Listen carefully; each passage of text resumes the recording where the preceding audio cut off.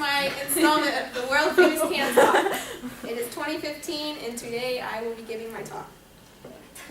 So my novel is Under Your Skin by Sabine Durrant, and today I kind of want to focus on the psychology of the female brain, because this has a female protagonist, and it was very like a psychological thriller. That was one of the things like a critic said about it, was that it was very psychological.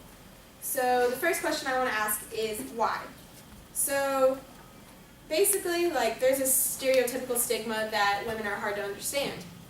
And Under Your Skin takes it a little further by adding murder to the mix. And so basically in the story, it follows the life of Gabby Mortimer and how she's a famous like news anchor, and she is on a run one day and she finds a dead body. So typical day. And we find out along the way, she gets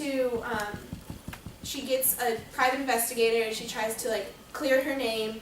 Her daughter's taken away from her, her husband's drifting away, and all these things are kind of coming like crashing down on her. And so it's like a big change in her life. And so the question I was wondering is, why would Gabby be pushed to murder? Why would she kill the maid? Why would she kill her husband?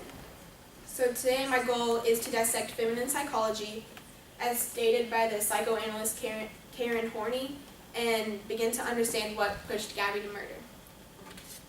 Okay. So this is a picture of Karen Horney, and she was a pioneer in feminine psychology. And she single-handedly began the conversation on what occurs in the female's brain and like why they act a certain way.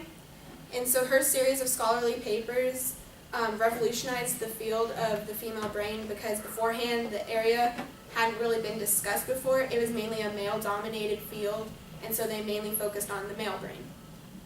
So her philosophies included topics such as dependency on men, the expectations that are set for women, and then the basis of self-worth.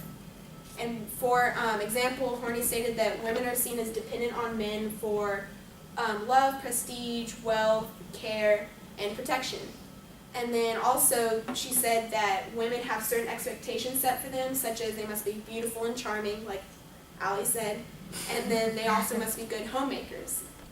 And then finally she discovered that women pin their self-worth on the successes of their husbands and children, and not on their own success. So now I'll further discuss these topics and how they relate to, they pertain to and possibly motivate the actions of Gabby in the novel. So the first one I'm going to talk about is dependency. So in the novel, Gabby is portrayed to be dependent on her husband. And she does hold her own job as a news anchor, like I said, but her husband brings home the bacon, so to speak. As the novel progresses, she senses her husband is drifting away from her. And so that means consequently that means she's losing her sense of protection, love, and good money. And so could that have possibly been a reason for her to murder someone? According to Karen Horney, it could be. Gabby saw losing her husband as a potential threat to her well-being, and so she went to extraordinary measures to stop what or who was pulling her husband away from her. Okay, next one I'm going to talk about is expectations. So as a woman, Gabby is expected to be lovely and useful around the house. With the added pressure of her job as a television anchor, she had even more expectations thrown at her.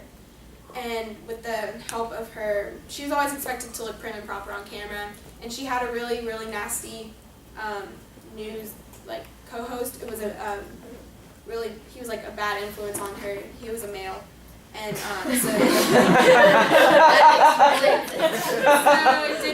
that did not help. Okay, so when she could no longer meet these expectations, she kind of began to spiral out of control and believed she wasn't good enough. And so that's another possible reason why she could have committed murder, is if she erased the people in her lives that were putting these expectations on her, she could have like maybe a temporary freedom. Okay? And then I'll talk about self-worth. As stated by Karen Horney, women often pin their self-worth on the success of their husband and children. And so in the case of Gabby Mortimer, she didn't feel complete without her husband and her daughter's affection. And so with her husband, who was having an affair with the maid, so that's the connection there, and her daughter was temporarily taken away from her, Gabby started to feel like she was hopeless and not useful. And so she stopped at nothing in an attempt to keep her husband around, but ultimately she couldn't do that, so she decided to murder him. And that aligns with Horny's principle that women often act out if they're normalized or changed in any way. And so that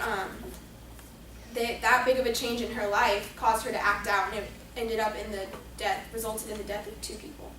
So with the changing dynamic in the family, Gabby was driven to the point of murdering.